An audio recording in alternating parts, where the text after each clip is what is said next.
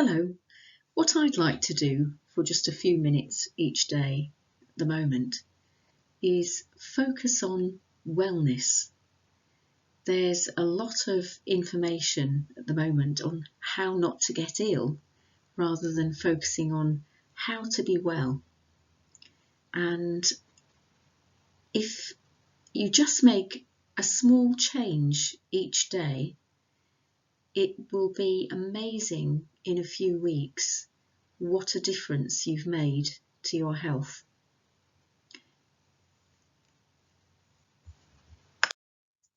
And so what I'd like you to think about is that your body's cells are like the bricks of a house, joining together to form your organs and your tissues and your body systems.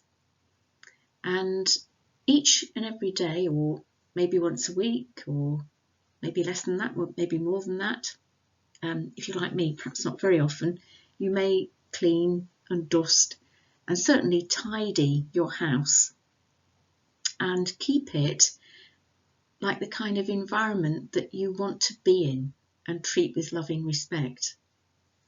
And your body is a little bit like that. So this is a very rough drawing of your body's cells. And I apologise for the drawing, it's very rough, but they each have a nucleus in the middle, they each have a membrane and water inside and outside of them. And your body's cells need to take an internal bath or shower each day, if you like, and clean out their internal wastes that metabolism has produced. And so at the moment, very simply, because I have a very simple philosophy, which is that if you look after your body's cells, then you're looking after the whole of your structure. And cells have really fairly simple needs. And what we have time to do at the moment is really look after ourselves. And what I would like to suggest is that rather than treating your body like a house, that you treat it like your temple. And so this is a cell which, all of them are happier being hydrated. So this is a very simple way of starting to look after yourself. And I'm going to look at hydration in greater and greater depth and how you can increase bringing that in through food, how you can reduce the stress that causes dehydration, and I'm certainly going to have a look at that tomorrow. And so what I'd like you to consider, that if you can keep your cells hydrated, if you can keep your body fluids hydrated, that bathe the cells and carry away their wastes, that your body is going to be a place where viruses, bacteria and funguses simply will not be able to thrive. And it's like picturing the difference between the inside of your body being like a clear crystal blue lake, as in the picture above, or like a stagnant pond that's maybe a bit smelly, where those kind of unwanted, undesirable things can thrive like crazy. So thinking about water.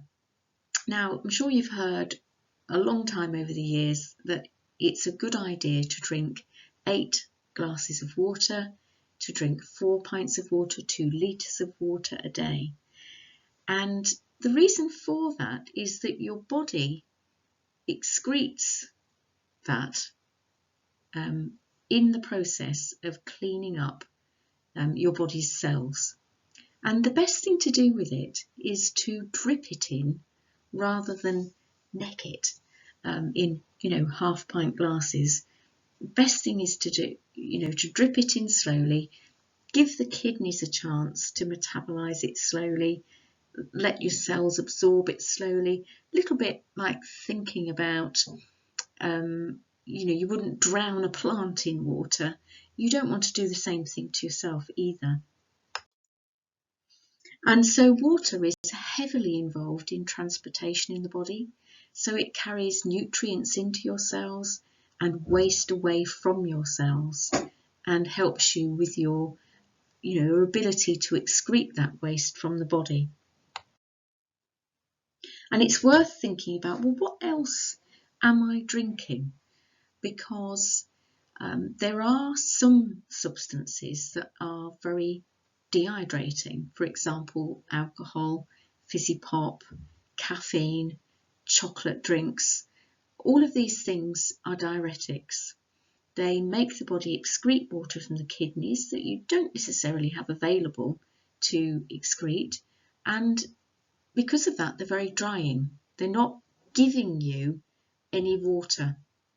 And so if you can, it's a good idea to bring those down as much as you can and increase your water gradually up to replace your normal habits.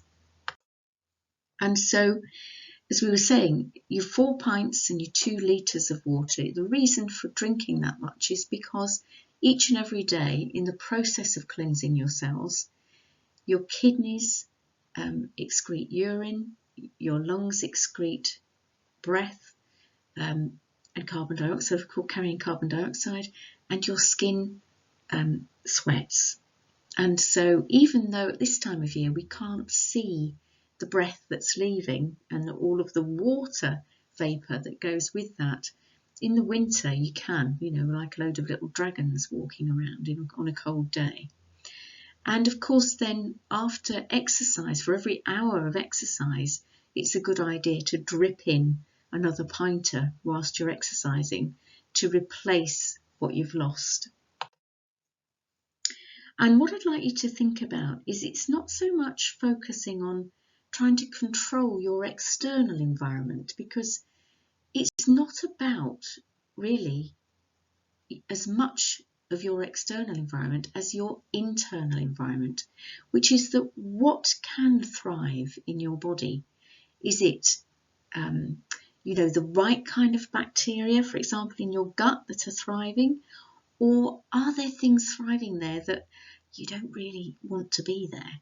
So it's thinking about, how can I create the right environment inside my body that means that whatever I meet on the outside will simply not be a problem.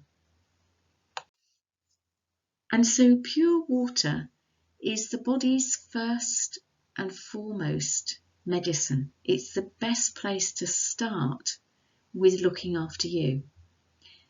And as I mentioned, I'm going to be going back over in the next few days other strategies that you can use to very effectively increase your hydration and reduce stress in the body. And by doing that, we'll reduce the susceptibility of your body to illness. So it's little by little, step by step, making changes, nice and steady, that are going to create a very healthy you. So look after you until the next look at health. Thank you.